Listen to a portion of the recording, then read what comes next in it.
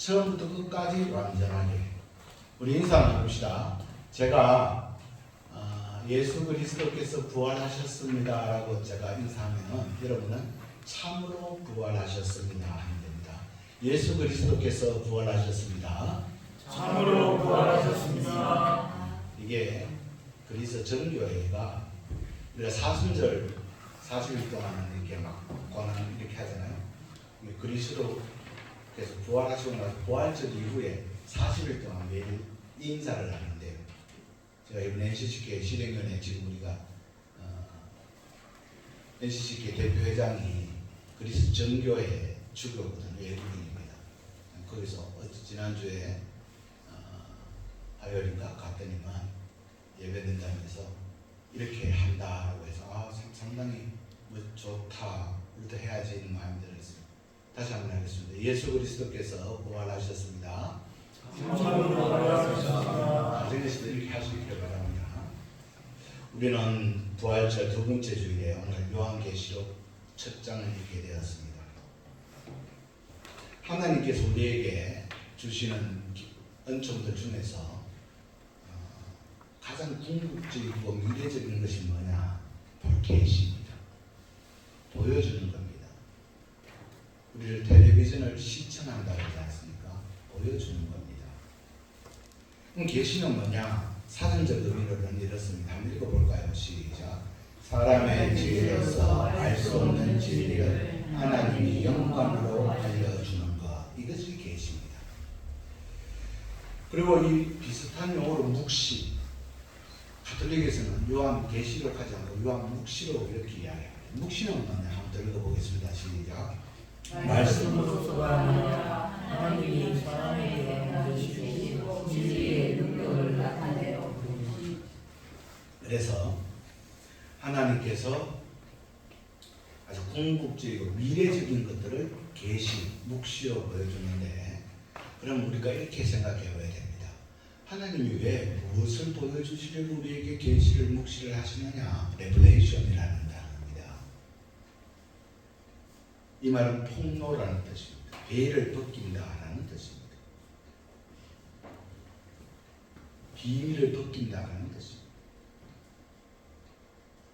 하나님의 우리가 신비, 섭리 이렇게 이야기하는 것들인데, 이것을 우리들에게 보여주시기 위해서 계시인데, 이 계시라는 것은 베일을 벗긴다, 폭로한다라는 뜻입니다. 여러분, 우리가 원래 요즘은 결혼식 할 때에 그냥 맨살포 딱 제끼고 하잖아요. 근데 우리가 30몇 년 전에 결혼할 때 나길동 목사님이 주례를 했는데, 기억나요? 웨딩 맨살포를 앞으로 가리라고 했어요. 그래서 신랑이 이렇게 걷어주라고 그렇게 했어요. 웨딩 베일이라고. 이게 두 사람의 비밀을 서로가 벗겨서 삶을 공유해라라는 의미예요. 이런 상징성이 있는 거죠. 요즘 이런 말이 있잖아요. 뭐 텔레비전 프로에 벌거벗은 한국사, 벌거벗은 세계사. 이게 베일을 벗기는 거, 우리가 알지 못하는 거, 이런 걸 하잖아요. 사실요, 여러분, 제가 며칠 전에 양령시에 약속이 있어서 갔는데, 양령시 대구의 근대골목이잖아요. 거기에 보면 외국인들이 막 오면은 그 사람들이 이렇게 막 투어를 해주고 있어요. 그래서 따라가 볼까라고 했는데 영어라서 못 따라갔어요. 무슨 말씀인지 이해가 되세요? 못 따라갔는데, 그러면서 내가 이런 생각을 했죠. 저 외국인들이 이 근대 골목에 대해서 나보다 더 많이 알 수도 있다. 우리는 그냥 식당이 있네 이렇게 생각하지만, 그 제일교회 당이 있고 양명시가 있고 거기 뭐가 있고 조선 뭐 이런 것들을 우리가 알지 잘 모르잖아요. 상하동산이 있고 뭐 이런 거. 참 이런 거 보면은 비밀을 아는 자, 베일을 벗긴 것을 아는 자가 누리는 기쁨은 이루 말할 수 없습니다. 여러분은 하나님의 비밀을 알았다면 그 베일을 벗은 자로서 기뻐 즐거워하고 살아야 될 줄로 믿습니다. 그리고 또 여기서 우리가 좀 더 생각해야 될 것은, 우리가 계시, 묵시 이러면은 아포칼립스라고 하는, 포스트 아포칼립스, 종말, 계시, 묵시 그러니까 요한 계시록 묵시 그러니까 막 종말에 막 뭐 이렇게 스타워즈처럼 뭐 이렇게 막 이걸로 생각하는데 그래서 무섭다, 두렵다 이렇게 하지만 오늘 3절에 뭐라고 이야기합니까? 3절 다시 한번 읽어볼까요? 시작. 이 예언의 말씀을 읽는 자와 듣는 자와 그 가운데 기록한 것을 지키는 자는 복이 있나니 때가 가까우니라.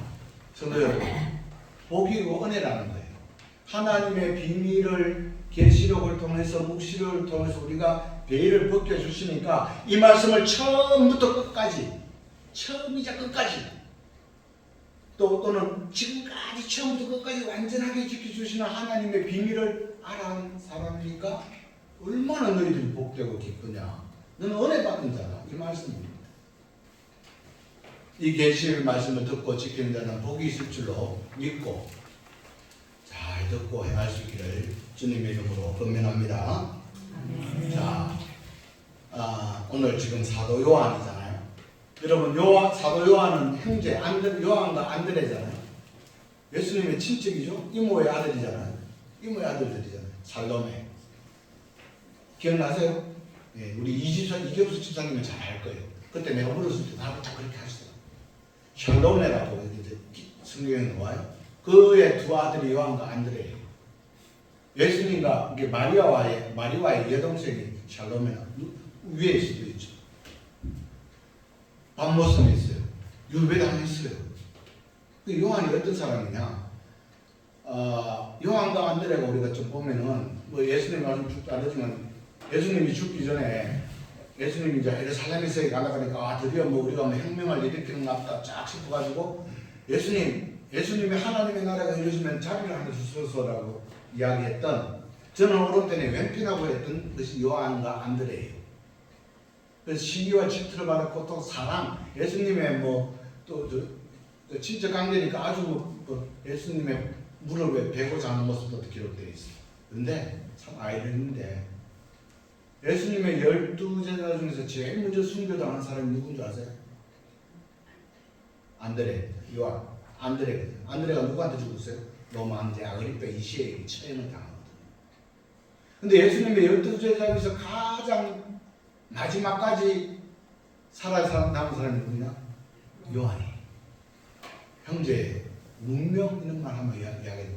그런 하나님의 승리를 또 전 찾아보는 거예요. 한 배에 나서도 죽는 순간이 다르고 자기가 맡은 사명이 다 다르고 우리 여기 뭐 한 20명 모여있지만 각자의 역할들이 다 다릅니다. 아멘?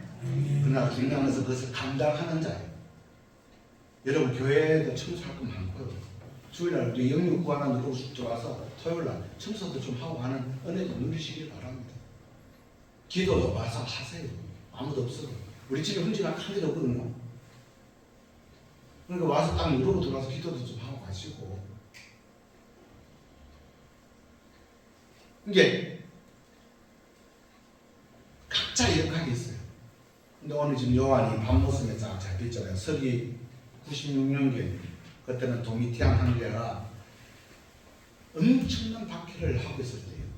예수 믿는 사람을 잡아서 불태우고 네로 황제도 그랬지만 뭐 그런 시기였어요. 그 밤모섬에 끌려갔거든요. 밤모섬이 어떤 곳이냐? 지중해예요. 여러분 지중해 가보셨어요? 여기 지중해 보신 분 김현우 주사 봤잖아. 아름답죠? 네. 사람 미치거든요. 저는 안 가봤지만 옥빛의 바다와 근데 이걸 갖다 관광 온 게 아니죠. 밤모섬에 잡혔어. 자기 옛날에 예수님 그 하늘에서 막 부활성 전해가지고는 우리의 시대가 드디어 왔구나 했는데 다들 순교, 박해가 죽었어. 다 죽고 그래. 얼마나 허무하겠어. 이게 맞나? 저게 맞나? 내가 살아온 사람이 맞나? 막 그런 소리도 들었겠죠. 로마의 압제를 끝냈을지도 모르고 막 그렇게 흘러가는 시대예요. 그래서 끌려왔어요. 이 밤모섬이 지중해 아름다운 근데 여기가 대리석을 캐는 곳이에요. 그러니까 유배원 사람들이 거기다가 대리석을 뽑는 곳에 일해요. 근데 요한은 나이가 들었잖아요. 그래서 아마 노동에는 제외되고 그런데 접촉 금지. 왜? 전파니까. 사람 만나면 되니까. 이게 그때의 요한이 인생 다 끝났구나, 허무하구나, 내가 이게 만나라고 했을 때 하나님이 마지막 사명을 주는 게 요한계시록입니다. 그래서 사랑하는 성도 여러분, 특히 두 장로님 마지막 때까지 주님의 사명이 있음을 기억해야 됩니다. 우리가. 아멘. 죽는 모습도 아름다워야 되는 것이 사명이라고 생각해요. 하나님 부르실 때 바득바득거리지 말고 할렐루야 하나님, 이것도 자녀들에게 믿음의 유산 아니겠어요? 저는 우리 장모님 눈 감는 거 보고 정말 믿음. 그 마지막 순간까지도 마지막 때의 사명이 있는 거라고. 사명이 주어지고 감사와 감격과 그런 게 있는 것을. 근데 그때 계시를 받죠. 1장 9절에서 10절, 우리가 여기 요한계시록 그거 없죠. 1장 9절에서 10절을 잠깐 볼까요? 요한계시록. 거기 이제 인사 7교회 보내면서, 꼭 7교회는 아닌데 보내면서 요한계시록 1장 9절에서 10절 시작. 나 요한은 너희 형제여 예수의 알고 나라와 참음에 동참하는 자라. 하나님의 말씀과 예수를 전하였으므로 말미암아 밤모라 하는 섬에 있었더니 주의 날에 내가 성령에 감동되어 내 뒤에서 나는 나팔 소리 같은 큰 음성을 들으니. 자, 여러분 이런 거예요. 주의 날이에요. 안식이에요. 그래서 여러분 우리가 주의 성수 이렇게 이야기하지만 특별한 다 하나님의 날이지만 예배와 주의 날을 지키는 이 거룩성들은 잊지 말아야 되는 일이 여기에서 우리가 좀 찾을 수는 있어요. 온전히 독립된 공간에서 또는 구별된 시간을 통해서 예배를 드린다. 우리가 누워서 기도할 수 있잖아요. 근데 그 시간은 구별된 시간보다 이는 시간이 될 수가 있고 되니까. 자, 드디어 나팔 소리. 구약에 보면 하나님의 임재라든지 하나님의 말씀을 선포하기 위해 나팔을 불었어요. 그걸 이야기하는 거예요. 그래서 주의 날에 나팔 소리가 하나님의 말씀이 선포되죠. 그것을 계시로 보는 거예요. 보여주시는 거죠. 지중해는 간 것 없고 자기가 신세 한탄도 간 것 없고 그 속에서 하나님의 말씀이 들려오는데, 말씀이 뭐냐? 하나님이 누구냐? 이제도 계셨고, 이제 지금도 계시고 앞으로도 계실 내가 하나님이 너에게 말을 전해준다라는 거. 그래서 이제도 계셨다라는 말은 한문이잖아요. 그래서 우리가 구약을 우리가 말씀을 읽으면 따라서 합니다. 선제. 이게 사람 이름 아닙니다. 먼저도 이전도 계셨고 지금도 계시고는 우리가 이제 현존하시는 하나님 이렇게 이야기하잖아요. 현존. 그다음에 앞으로도 계신다. 영존하시는 하나님. 이렇게 기억되셨죠? 다음 주에 무슨 일이에요? 선제, 현존, 영존. 선제, 사람 이름 아니고 먼저도 계셨고 지금도 계시는, 현존하시고 앞으로도 우리를 지배하실 영존하신 하나님입니다. 이게 처음부터 끝까지 완전하신 하나님이다. 우리의 하나님. 그것을 말씀해 주시는 거예요. 그러니까 우리가 하나님을 볼 수 없거든요. 구약에는 하나님을, 모세가 하나님을 부르실 때 출애굽기 3장에 보면은 하나님이 너 있는 것을 거룩한 것이 신을 벗어라. 출애굽기 3장 14절에 보면 그렇게 이야기하거든요. 그게 당신은 누굽니까? 그게 에어 아세르 야해. 야해 아세르 야해. 나는 I am that I am. 이렇게 이야기하는데 나는 스스로 있는 자다. 이 말은 현존도 하고 선제도 하고 영존하시는 하나님이다. 나는 나다. I am that I am. 그러니까 네가 압박의 현장에 있을 때도 있고 네가 웃는 그 자리에도 있는 네가 기뻐하는 그 자리에 있는 선지하시고 현존하고 영존하신 처음부터 끝까지 완전하게 너의 아버지 하나님이다. 아멘. 그러면서 뭐라고 합니까? 전능들 장차 온다, 재림한다, 전지전능하다. 역사 이전에 선지하셨고 오늘도 살아계시고 현존하시고 앞으로도 영원히 오시는 내가 하나님이 I am that I am이 야해 아세르 야해가 재림한다, 심판한다, 부활해주고 생명이다 이렇게 이야기해요. 그러면서 그것을 설명하는 게 알파와 오메가이신 하나님이다. 이게 무슨 뜻이냐니까 나는 알파와 오메가라 이제도 있고 전에도 있고 장차 올 자의 전능한 자다. 이렇게 8절에 이야기하잖아요. 이게 알파와 오메가라는 걸 하나님이 뭐 알파와 오메가를 하는 거 뭐 특별하게 그리스 이게 했냐고 하더라. 그 당시에 그거죠. 이게 헬라어거든요. 그리스예요. 그 당시 세계를 그리스가 지배하고 있었거든요. 알파, 베타, 감마 이런 식이에요. 그 다음에 마지막이 오메가가 끝나요. 몇 자? 24자예요. 지금도 전 세계가 이 그리스 헬라어를 막 사용하잖아요. 언제 많이 사용했습니까? 우리 요 몇 년 전에 많이 사용했는데 코로나 바이러스 오미크론 바이러스 기억나세요? 이거 헬라어입니다. 헬라어 단어입니다. 이 헬라 문자 마지막이 오메가 한글 작소가 비슷하죠. 예를 들어서 우리나라가 그러면 나는 기억이고 마지막이 무슨 히읗이다 이렇게 이야기할 수 있어요.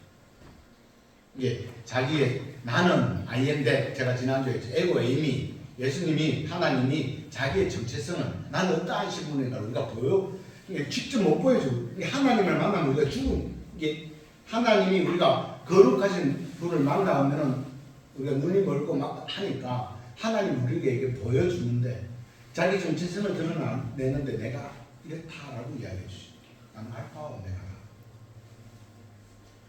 어떤 그런 헬라 시대 고대 시대 유대인들은 어떻게 이야기해? 거기는 히브리어를 사용하니까 나는 알레토와 타우다. 히브리어는 알레, 김매 이게 마지막에 타오거든요. 22자에. 우리는 기억이 이렇게 나갈 거고. 그런 식으로 하면 알파와 오메가는 바로 이러한 뜻입니다. 처음부터 끝까지 완전한 하나님. 그러면서 어떻게 이야기하냐? 성자와 성령의 말씀을 성자는 무엇이냐? 여기 먼저 성령부터 이야기하면 7명. 헬라의 7은 완전수라고 했어요. 이게 성령께서 우리를 완전하게 지켜주신다. 그리고 예수님은 뭐냐? 죽은 자 중에서 가장 먼저 나신 분, 그리고 승리하시는 분이 예수님이다. 이것을 우리들에게 말씀해 주고 있는 것입니다. 그러니까 7 교회만이 있었겠어요? 그 당시에? 교회는 오고 가고 하는 교회의 총칭을 이야기하는 거예요. 그 교회는 성령의 붙들림에 나아가야 된다. 죄인들의 공동체가 교회가. 무슨 교회가 권력싸움 하는 것도 아니고 술을 잘하는 것도 아니고 교회는 하나님의 말씀이 선포되고 하나님의 뜻을 따라 사는 사람들의 공동체요. 주일날 또는 예배드리면서 기쁨을 나누고 서로 즐겨하고 서로 기도하고 교제하고 하는 그래서 여기서 이미 마지막에 오늘 이 현존하는 현시대의 교회는 여기서 우리가 천국을 맛보는 것임을 잊지 마시기를 바랍니다. 아멘. 교회에 왔는데 썰렁해. 그러면 그 교회 여기 뭐 전혀 그런 게 없어. 그러면 뭐 안다고 다니노. 기쁨이 없어. 그러면 안다고 차라리 오늘 앉아가지고 복석 속았수나 보면 되지. 이렇게 되어버립니다. 오는 그림이 즐겁기를 바랍니다. 오셔서 그냥 앉아만 가다면 교회의 할 일, 그리스도의 몸된 교회 또는 우리들의 할 일을 서로 교전하는 기도 나누시고 하도 못하면 내려가서 아니면 여기서 꼬돌이도 치시고 뭐 그리 바쁘시고 빨리 그걸 가시는지 모르겠어요. 그래서 내가 우리 집사님이랑 사무실에 신방을 잘 아는데 한번 해서 가서 보면 꿀이 몇 돈 있는지 한번 보고 싶다 이런 생각도 해요. 이게 교제입니다. 그리고 이제 7절에 보면 한번 읽어볼까요? 7절 시작. 어찌하다 그가 구름을 타고 오시리라. 각 사람의 눈이 그를 보겠고 그를 찌른 자도 볼 것이요 땅에 있는 모든 족속이 그로 말미암아 애곡하니 그러하리라. 예수님을 충성된 전민이고 죽은 자들 가운데서 먼저 나신 분이고 땅의 임금들의 머리가 되시는 분이 바로 예수님. 하나님께 충성하고 하나님의 뜻을 따르고 그 다음에 우리가 부활의 구세주 우리의 자기 모든 것을 기신 분 이렇게 이야기하면서 그가 재림하시리라 하는 이제 하나님의 때에 그런데 때가 가까워왔다라는 근데 보면 요한이 이 말씀을 쓸 때가 70년 전 그때 막 화폐가 지냈으니까 원래 2000년이니까 1970년 전이잖아요. 한 2000년 전에 때가 가까웠는데 아직도 2000년이 지냈는데 안 됐는데 뭐 더 살면 되겠지. 내하고 하면 되지. 예, 그렇게 해도 됩니다. 뭐 아직까지 안 왔는데 뭐 하나님의 때가 언제 예, 그렇게 살면 됩니다. 사는 사람은 그렇게 사십시오. 그런데 부활의 믿음을 지닌 자라면 이미 계셨고 지금도 오고 계시고 오셨고 지금도 오고 계시고 앞으로도 오실 그 하나님의 나라의 백성됨을 믿는 사람이라면 그 삶에서 유턴해야죠. 이게 부활의 믿음을 가진 사람입니다. 우리 성도들이 바로 부활의 믿음을 지닌 성도들임을 늘 자랑스럽습니다. 아멘. 부활절 기간 예수 그리스도께서 부활하셨습니다. 참으로 부활하셨습니다. 이 믿음의 성장과 성숙이 있고 그 토마스 아퀴나스라는 신학자는 액터와 포텐트라는 말을 쓴 사람이 있어요. 액터라는 것은 눈에 보이는 거예요. 우리가 이제 이 세상의 존재를 액터와 포텐트가 있다. 보이는 것은 믿음은 보이지 않는 것들이 실상이 되겠는데 똑같이 이렇게 액터와 포텐트인데 액터는 보이는 거예요. 포텐트는 보이지 않는 것이죠. 그게 뭐예요? 가치, 사랑, 헌신, 충성 이런 이야기잖아요. 그게 훨씬 보게 하죠. 눈에 보이는 것은 이익 뭐 이렇게 따라가는 것들이에요. 즉 이 말은 계시 하나님께서 보여주시는 하나님의 베일을 아는 자의 삶을 이야기하는 거죠. 액터가 아니라 포텐트를 보고 사는 것이 계시받은 자다. 오늘 저와 여러분 계시받은 자입니다. 두려워하지 마시고 무서워하지 마시고 이미 계셨고 지금도 계시고 앞으로도 오실 우리의 영원한 하나님 성자 예수님 성령 하나님께서 붙들려서 처음부터 끝까지 완전하게 우리의 삶을 책임져 주시는 그 하나님께 붙들려서 사는 은혜를 놓치지 않는 부활의 증인들 되시기를 주의 이름으로 축복합니다. 기도합니다. 아버지 하나님, 우리의 믿음이 그저